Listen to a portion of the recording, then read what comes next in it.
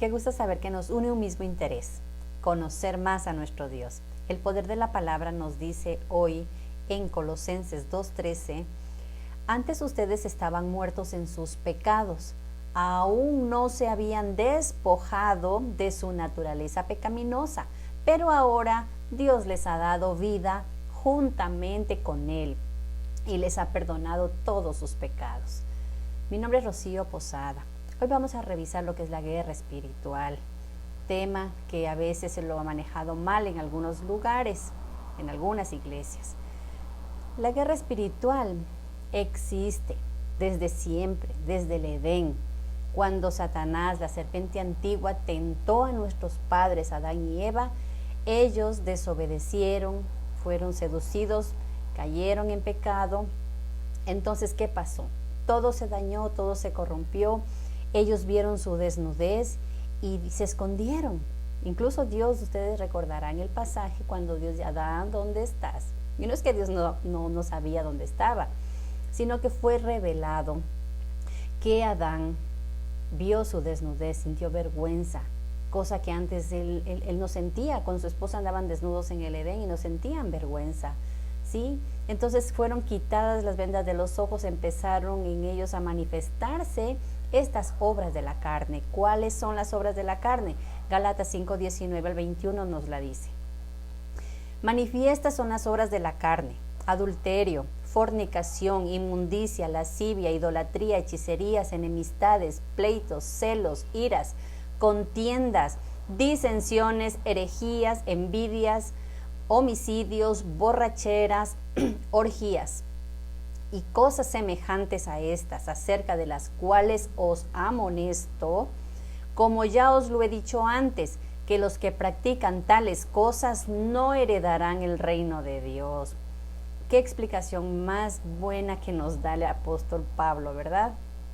Entonces, cuando nosotros tenemos, el ser humano por naturaleza tiene estas cosas, claro que algunas personas practican más, desarrollan más una que otra, ¿sí?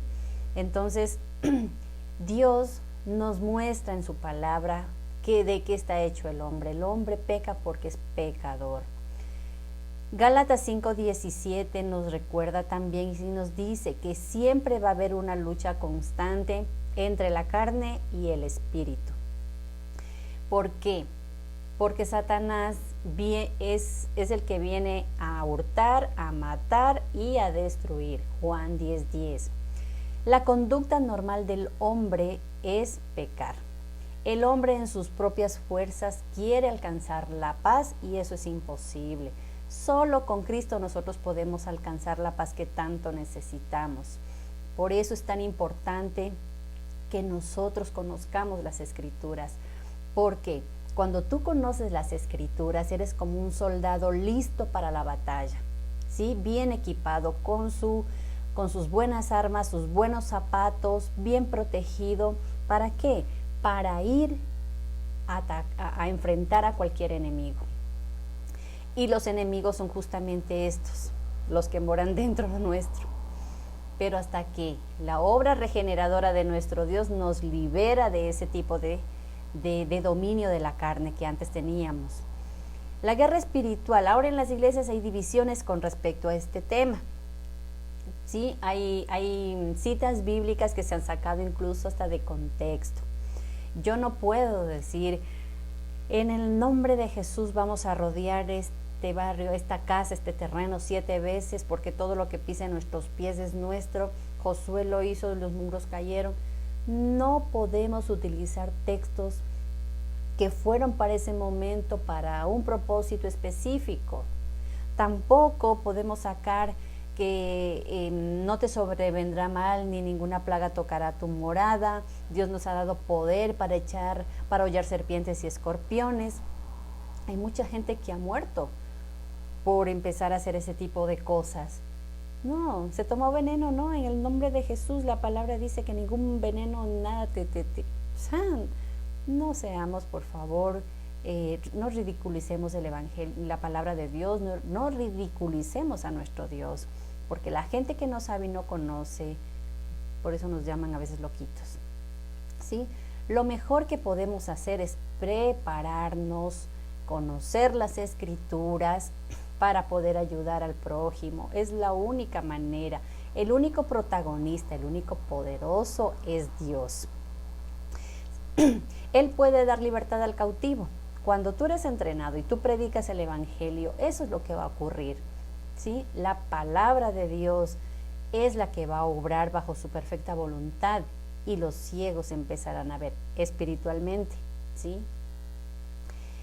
Hay personas que están sufriendo violencia espiritual, pero no todo se trata de demonios, ni de opresiones, ni de depresiones. Se trata muchas veces que esas personas necesitan tratamiento psiquiátrico, psicológico, necesitan medicamentos, porque así como se enferman los huesitos, los riñones, la cabeza también se enferma. Entonces, después de descartar cualquier tipo de situación médica, ¿sí? Algún problema físico, pues es la parte espiritual, porque el hombre se enferma física y espiritualmente. Y cuando tú eres entrenado en la palabra de Dios, ¿qué vas a hacer? Vas a saber discernir para ver cómo ayudar a las personas. Solamente a través de la predicación del evangelio es el arma más poderosa para poder ayudar al prójimo a liberarse de las obras de la carne, a que reconozca su pecado, a que se arrepienta y la gracia de Dios lo alcance y sea una nueva criatura y sea libre y empiece a ver desde otra perspectiva las cosas. Juan 8, 42, 44. Aquí Jesucristo les dice, ¿por qué no entienden mi modo de hablar? ¿Saben por qué? Porque ustedes son hijos de su padre el diablo. Qué fuerte, ¿verdad? Así les dijo Jesús. Estoy aquí, les estoy hablando del reino de los cielos, les estoy advirtiendo del de que si no se arrepiente van a arder en el infierno. Y no me quieren escuchar, no me entienden. Entonces dice, Satanás dice que es un asesino, es un mentiroso, es padre de la mentira. Y a Jesús no lo querían creer, siendo un reflejo, siendo un testimonio, haciendo milagros, la dureza de corazón. Hermanos, sin Cristo estamos perdidos y si damos rienda suelta a nuestra carnalidad, estamos demostrando que somos hijos del diablo. Gálatas 5:24. Los que son de Cristo han crucificado la carne con sus pasiones y con sus deseos. Judas 1:9.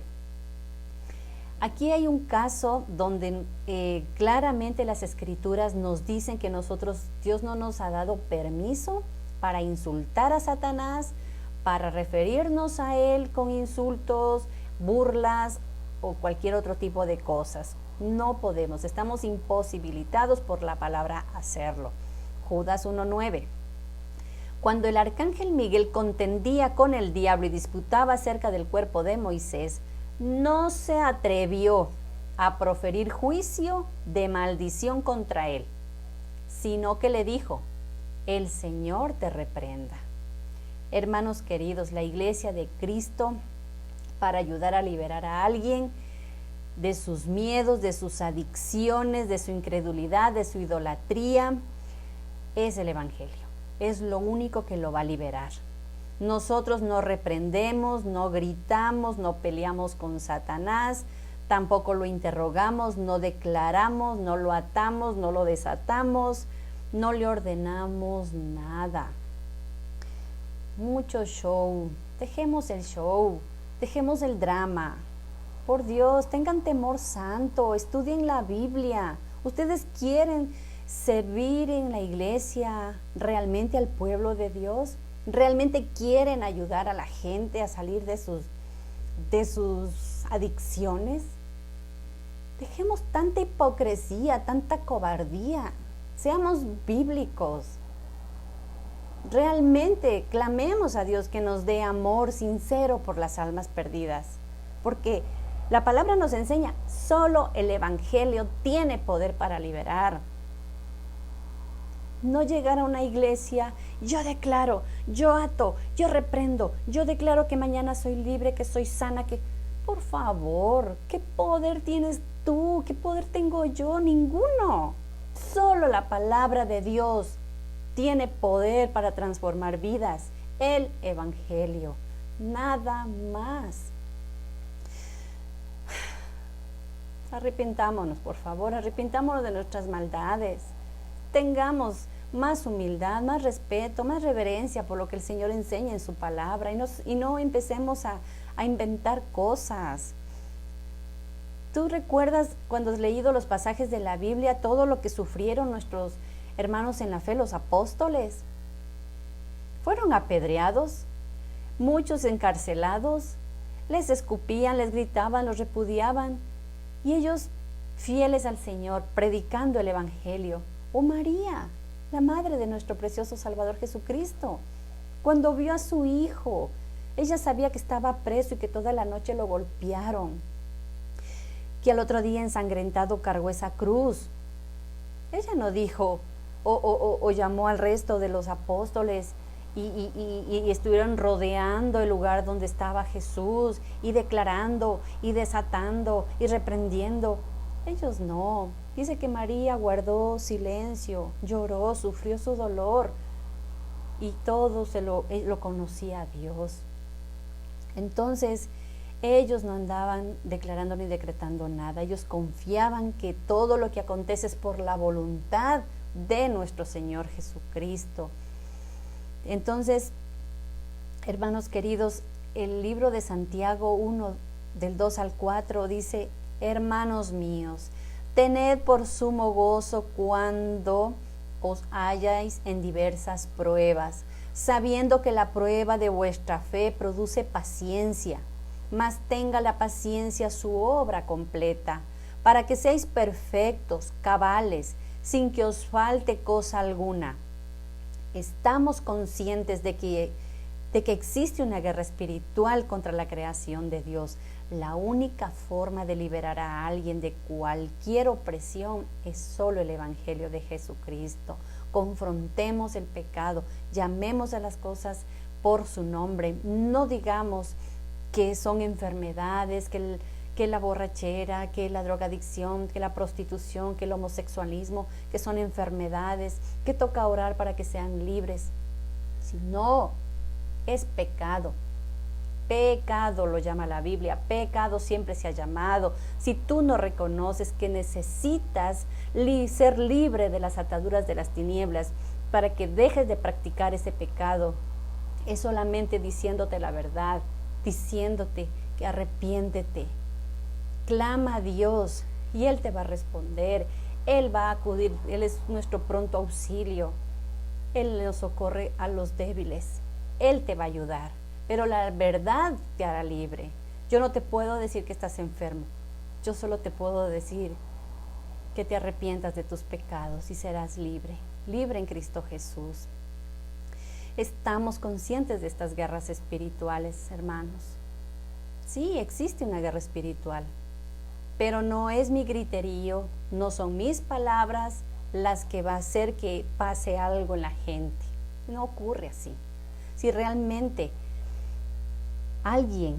tú quieres ayudar a alguien que esté oprimido, predícale el Evangelio, nada más.